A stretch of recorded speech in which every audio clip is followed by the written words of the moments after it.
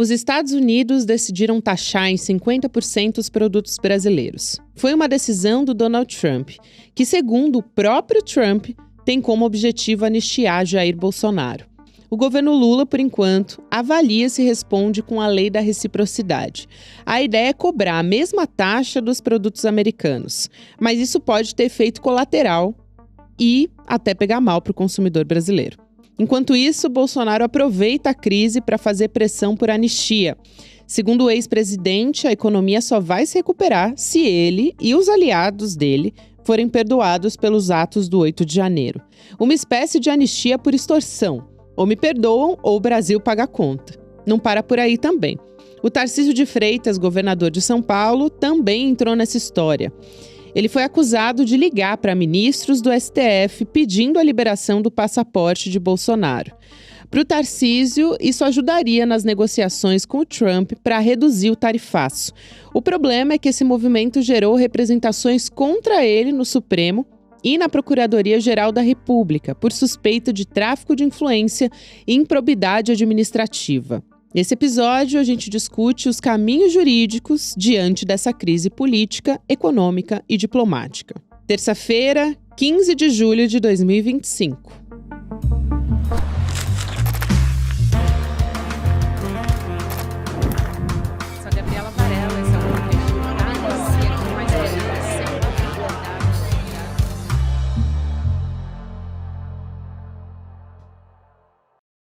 Olá, seja muito bem-vindo, seja muito bem-vinda. Eu sou a Gabriela Varela e esse é o Videocast em Detalhes. E aqui você já sabe, sempre com um convidado ou uma convidada, a gente analisa uma temática ou uma notícia importante do momento. Nesse caso, a gente vem falando, repetindo os desdobramentos dessa história já faz alguns dias. Hoje eu vou conversar com um jurista, com o doutor, professor Valber Agra, a respeito desse assunto. Professor Valber, um prazer te receber mais uma vez. Seja muito bem-vindo. Para mim sempre é um prazer estar conversando com você, que é prova que existe, que é possível vida inteligente ainda nas redes sociais. Que maravilha, professor. Eu digo o mesmo, é um prazer, sempre uma aula aprender e, assim, as respostas são sempre muito objetivas, a gente trata aqui da realidade, do que é possível, né, e não só do que a gente gostaria que fosse possível. Por isso que eu trago algumas questões aqui que são importantes. A gente está dando um passo que é uma novidade em relação ao tarifaço do Donald Trump, que é a lei da reciprocidade.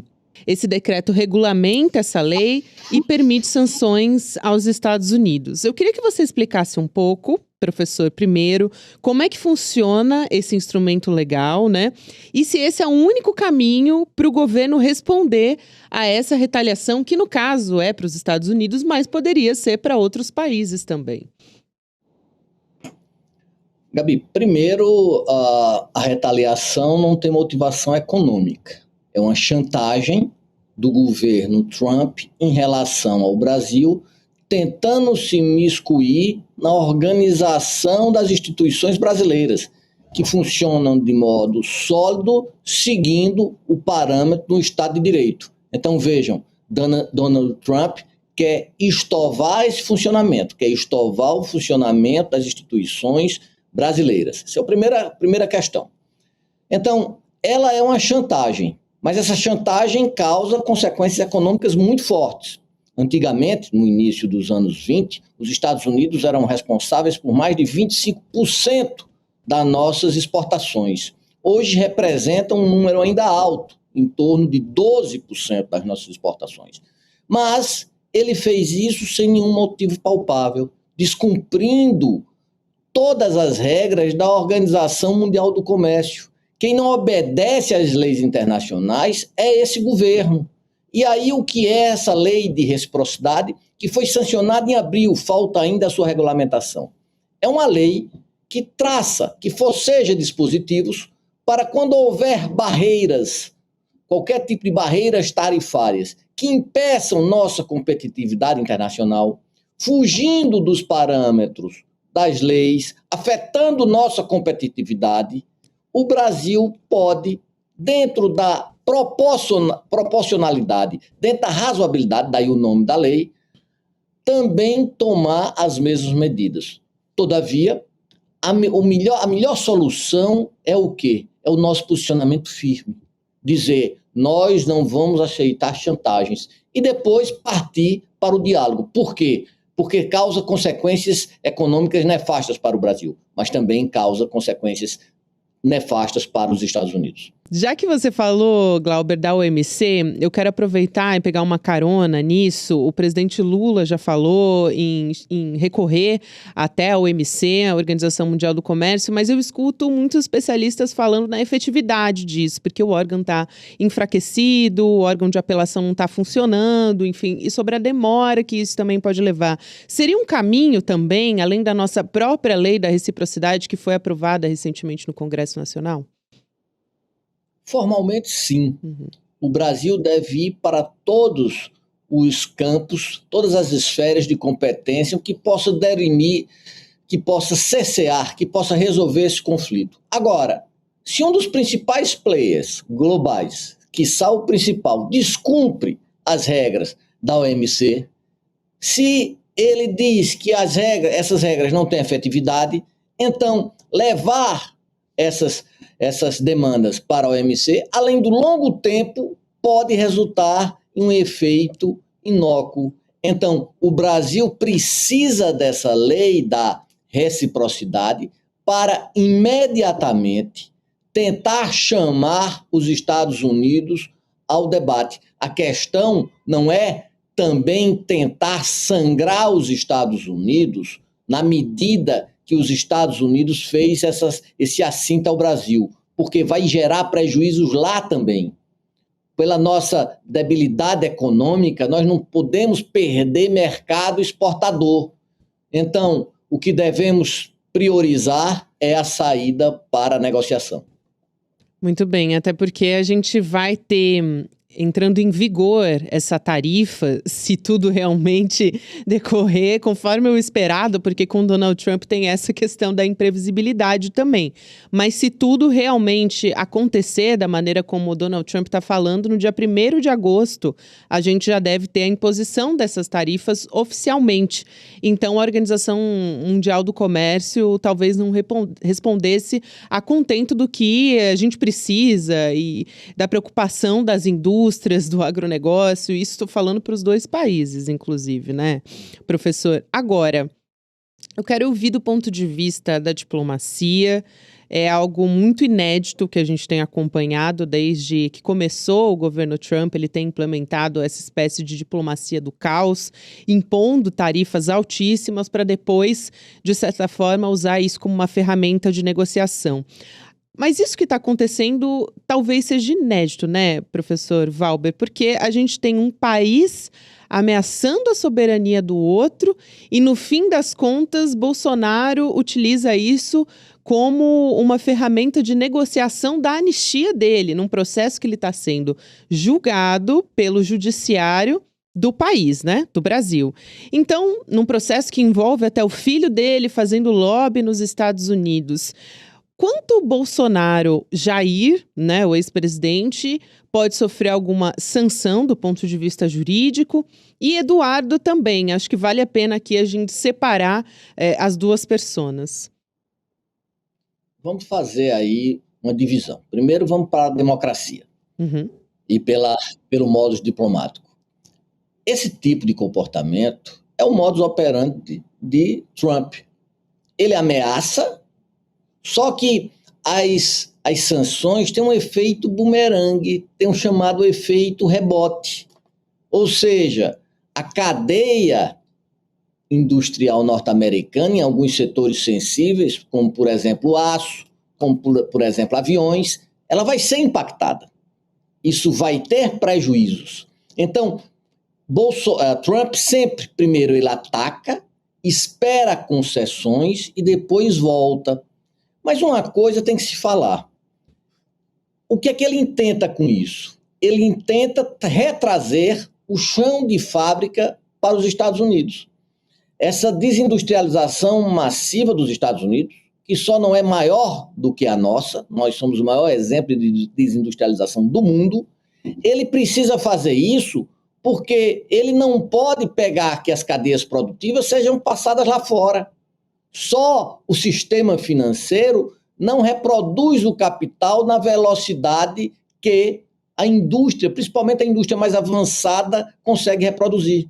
Então, o problema, o foco nesse problema é algo que os democratas antes não tiveram. A questão é esse caminho que ele está utilizando, através da força, da coerção, seria o caminho mais factível? Mesmo que ele consiga trazer as cadeias produtivas de volta aos Estados Unidos, isso não iria impactar a inflação e os juros, já que agora a dívida interna dos Estados Unidos é explosiva, inclusive o rating deles caiu em relação do AAA para um grau inferior em razão do seu endividamento. Isso não iria só sobrar a legitimidade, a narrativa dos Estados Unidos de liberdade, de guardião do livre comércio, para uma política mercantilista e indo afetar também os seus produtos? Então, veja, são várias e várias interrogações num governo que apenas tem o seu início. Nós ainda não sabemos o efeito disso na cadeia produtiva, nós não sabemos o efeito disso, principalmente em dois vetores, inflação e desemprego, porque o dólar vem caindo ao longo do ano, você veja, caiu cerca de 6%, que é uma queda muito grande para os últimos tempos, e isso vai gerar o quê? Um abalo na confiança. Porque uma coisa é certa, entre 5, 10 ou 20 anos, e eu não posso prever especificamente, o dólar vai sair do seu papel de moeda predominante no mercado internacional para ser apenas mais uma. E aí esse poderio dos Estados Unidos, baseando-se no seu sistema financeiro e no seu aparato bélico, deixa de existir. Veja que a questão da guerra da Rússia com a Ucrânia já fez ver que mesmo toda a OTAN no lado contra a Rússia, no lado da Ucrânia, não fez que esse país pudesse avançar. Essa é a primeira parte. Posso passar para a segunda da família Bolsonaro? Por favor, professor, sim.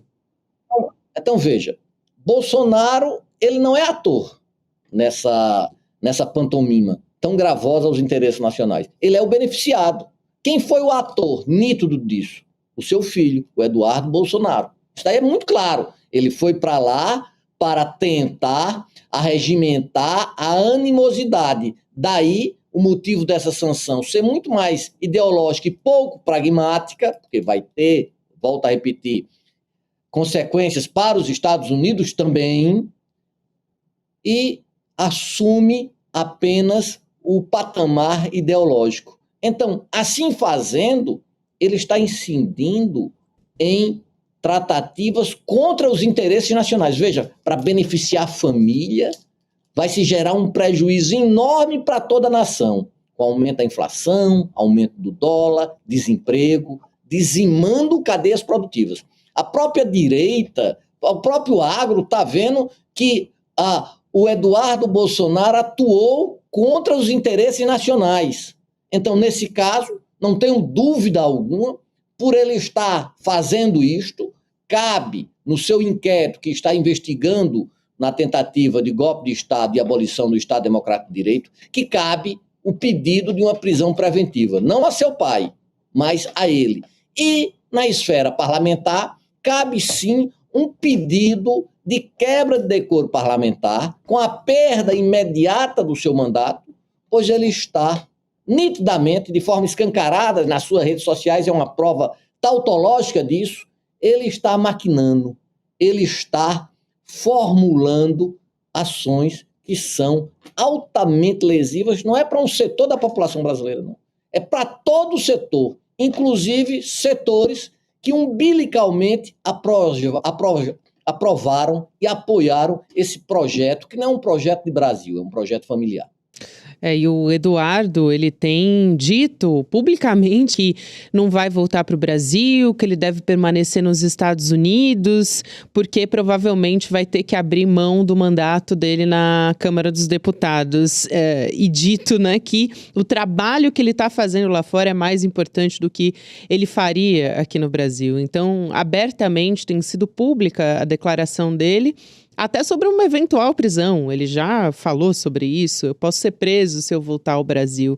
Me parece bastante claro o que ele tem feito. Aqui, só para complementar, essa pergunta que eu te fiz, Valber, porque a gente, a nossa reportagem do slnoticias.com.br ouviu alguns advogados também sobre essa questão da família Bolsonaro, sendo Bolsonaro o beneficiário ou então o ator nessa questão. O Grupo Prerrogativas coloca uma preocupação, medidas que poderiam ser utilizadas no caso de uma eventual tentativa de fuga de Jair Bolsonaro. Eu te pergunto se seria viável, se teria que ter alguma prova mais contundente dessa tentativa de fuga, porque o Marco Aurélio, que é do Prerrogativas, fala, por exemplo, eventualmente no uso de tornozeleira eletrônica, de monitoramento dos acessos à Embaixada dos Estados Unidos em Brasília, ou até, olha só, ou até prisão domiciliar preventiva por conta de uma eventual fuga e não cumprir até, ou não acompanhar até o final do julgamento do golpe, que também é uma outra questão. Olha, Gabi, eu respeito muito o Marco Aurélio, mas determinadas medidas podem servir para deixar ou para dar conotação de vitimização de Bolsonaro. Que é claro que ele vai tentar uma fuga após a condenação, isso é evidente. Mas eu tenho algum indício substancial para isso? Não tenho. Até o presente momento eu não tenho. Ele vai tentar isso, todo mundo sabe disso. Eu, você e todos os demais. Mas eu preciso de elementos factuais.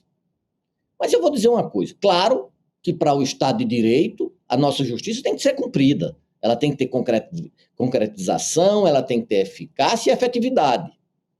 Mas será que politicamente uma fuga de Bolsonaro para os Estados Unidos, Ilha Caimã, o que quer que seja, não seria muito mais interessante para aquelas forças democráticas que deixariam totalmente o rei nu, ou seja, mostrando qual é a estatura de Bolsonaro, daquele deputado que passou várias e várias legislaturas sem nada oferecer ao país? Não seria isso mais interessante para dar a real dimensão de Bolsonaro e nós possamos, isso sim que é mais importante, traçarmos o destino do Brasil como nação não para 1% de sua população, mas para todos, principalmente para os 99% que continuam sendo excluídos desde o descobrimento? Será que não seria esse descobrimento, não, melhor dizer, da chegada dos portugueses ao Brasil, será que não seria esse a maior finalidade, o maior objetivo que nós teríamos? São questões interessantes que eu mesmo não saberia responder. Muito bem, eu também quero trazer aqui o componente Tarcísio dessa história, o Tarcísio de Freitas, porque tem várias questões aqui que são colocadas em jogo. Por um lado, ele é governador do estado de São Paulo.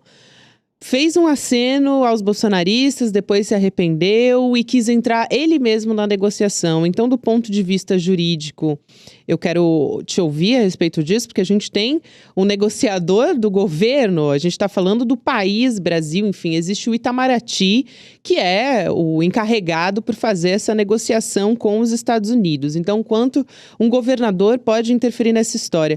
E, por outro lado, ele também tentou levar o ex-presidente Bolsonaro, recorreu até os ministros do Supremo Tribunal Federal para perguntar se seria viável um ex-presidente que está inelegível e que está passando por um processo jurídico no Brasil por tentativa de golpe de Estado, querendo que ele fosse negociar. Enfim, esdrúxulo para dizer o mínimo aqui, mas quero ouvir do ponto de vista jurídico se ele pode também sofrer alguma sanção. Algumas pessoas já entraram, eu digo aqui pessoas jurídicas, a gente teve o próprio Grupo Prerrogativas, a gente teve partido político, o PT acionou o Supremo Tribunal Federal contra o Tarcísio por uma suposta pressão para liberar a ida do Bolsonaro para os Estados Unidos, o Guilherme Boulos também pedindo para a PGR investigar o Tarcísio por tentativa de facilitar a fuga de Bolsonaro e o Prerrogativas, que eu já citei aqui também, foi também para o STF acusando de tentativa de obstrução de justiça. Vamos lá. O que você fala de negociador, na verdade, é um governador do estado de São Paulo, assumir a função de lobista. não é negociador. Essa função, eu não estou aí em uma negociação. Eu estou assumindo uma função de lobista para proteger interesses particulares de um ex-presidente da República, que foi condenado 2 vezes pela Justiça Eleitoral e está sendo condenado pela Justiça Penal. Então, essa é a primeira questão. E dele próprio, então, né? Ao fazer... Se a gente avançar um pouquinho, né? Olhando para 2026, né? Bem claro. Então, há um processo legal, um devido processo legal, em trâmite no STF. E o que é que ele faz? Ele tenta interferir nesse processo legal. Sem ser advogado, sem estar nos autos, pedindo favor para Bolsonaro, no que é um claro menoscabo ao funcionamento do judiciário, um desprezo ao papel e à função heróica do judiciário nessa quadra histórica, do Supremo Tribunal Federal. Ponto. Ao fazer isso, ele está cometendo, obviamente, um crime. Pode-se dizer, de forma um pouco mais hiperbólica, que ele está fazendo uma coação ao judiciário. Por quê? Deixa Bolsonaro ir tratar com Trump, que Trump vai imediatamente reverter a alíquota de 50%. Isso é uma narrativa capciosa e mentirosa. Capciosa e mentirosa. E se o Supremo aceitasse, o que não vejo nenhuma possibilidade para fazer, quem aceitasse estaria cometendo o crime de prevaricação. Então, veja, isso poderia aventar? Poderia, mas eu tenho provas factíveis disso? Não tenho. Poderia pedir um impeachment por crime político na Assembleia de São Paulo, por ele estar contra os interesses nacionais, fazendo um crime de lesa pátria? Poderia. A oposição tem algum tipo de maioria palpável? Não. Ou seja, nós estamos num jogo que é nitidamente político, por enquanto, para começarmos o jogo político, nós precisamos mais de substância, nós precisamos mais de provas contundentes, Gabi. Então, essas ações aqui que eu citei, entrando aqui com um acionamento no Supremo Tribunal Federal, também na própria PGR, para investigar o Tarcísio, teria, só para a gente entender qual é que seria o caminho aqui, teria uma investigação e aí uma condenação, eventualmente. Tem um longo processo para isso. Uhum. Veja, caber alguma ação no STF, eu não vejo como. Não vejo um ADIM, não vejo um ADPF, não vejo nada. O que é que se pode aí? Dar uma notícia de fato, uma representação ao Procurador-Geral da República, o professor Paulo Gonet, para que ele abra a investigação. Se ele vir qualquer tipo de provas nesse sentido, para que ele possa denunciar o governador. Aí já seria um outro tipo de procedimento devido. Mas ao STF, nesse exato momento, não. O que caberia era pedir, por ser o principal envolvido em todas essas tratativas, ser notório, ele mesmo faz confissão disso, né? O Eduardo Bolsonaro, um pedido de prisão preventiva dele. É a única coisa que eu vejo sem maiores arroubos, sem passar para que o jurídico não faça parte de uma tática política. E aí, uma última questão que eu quero trazer aqui, Valber, é que a gente teve um posicionamento a respeito disso do presidente do Supremo Tribunal Federal, o Luiz Roberto Barroso.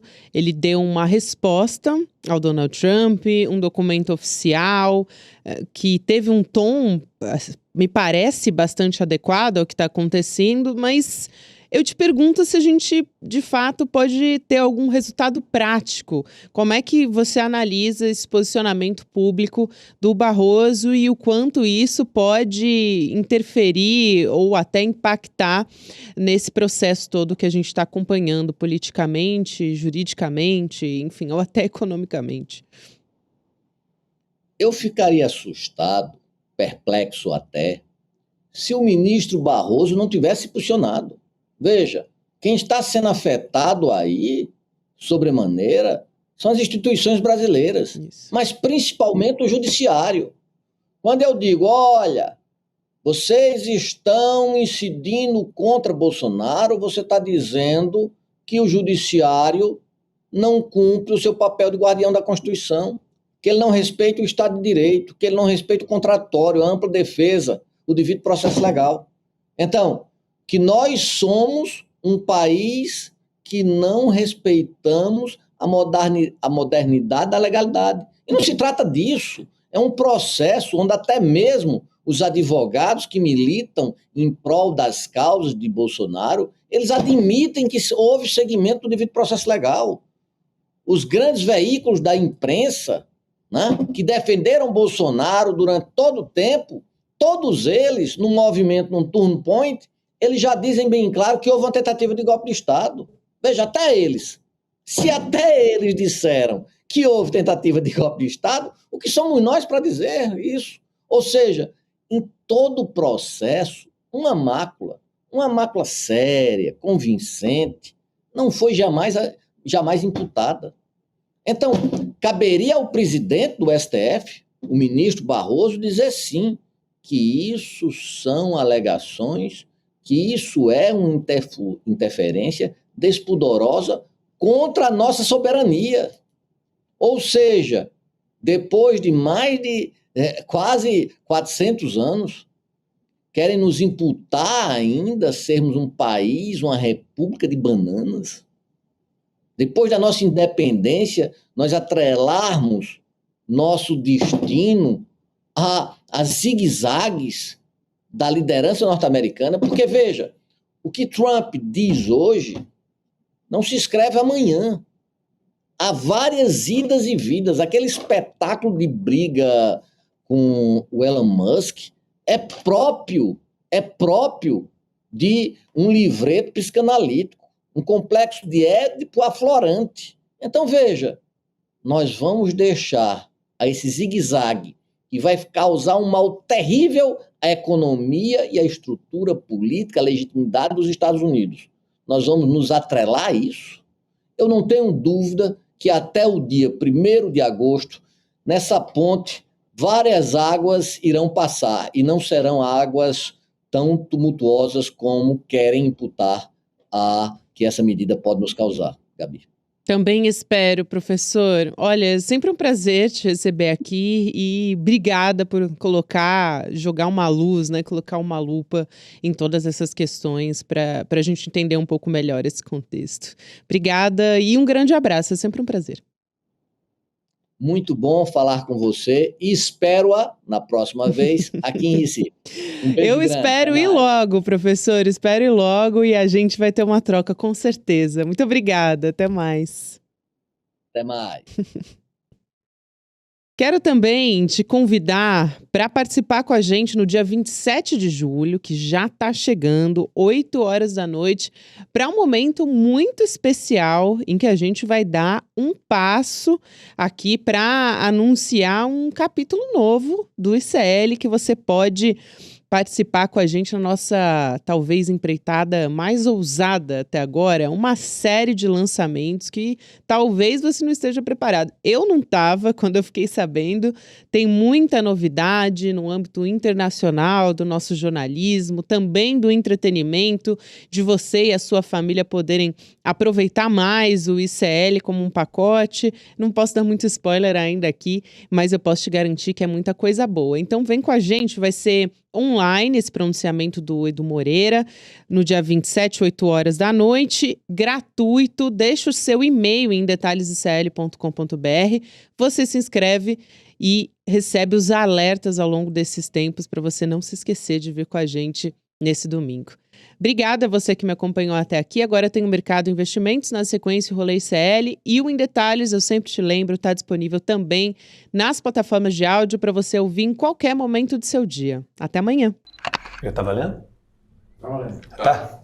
Pois é, turma, eu tive que trocar a tela do computador para caber o plano que a gente está construindo há mais de 2 anos para o ICL. São mais de 300 pessoas envolvidas na construção desse que é o novo e mais revolucionário capítulo do ICL. Eu vou anunciar as novidades no dia 27 de julho e não vai ficar pedra sobre pedra. Quanto à turma lá da extrema-direita, que eles comecem a perder o sono, porque o negócio vai ficar ruim para eles. E a gente vai inaugurar um novo paradigma na educação, no jornalismo e no entretenimento. E vocês vão poder fazer parte disso. O melhor de tudo, para sempre. Vocês não perdem por esperar. Até lá. Olá, olá, olê, olê, olê, olá. Eu sou o Lindener Pareto, historiador, e tenho um convite especial para vocês para acompanharem o Provocação Histórica aqui nos canais do Instituto Conhecimento Liberta. Toda quarta-feira, às 7 da noite, logo após o ICL Notícias segunda edição, convidados e convidadas que ajudam a gente a pensar o passado, a criticar o presente e a projetar alternativas de futuro para um Brasil diferente, para um mundo diferente. E se no cotidiano dificílimo do trabalho você perdeu o episódio inédito, não se preocupe, você pode assistir também toda quinta-feira a reprise, logo após o Rolê ICL, ao 12h30. Venha para o Provocação Histórica.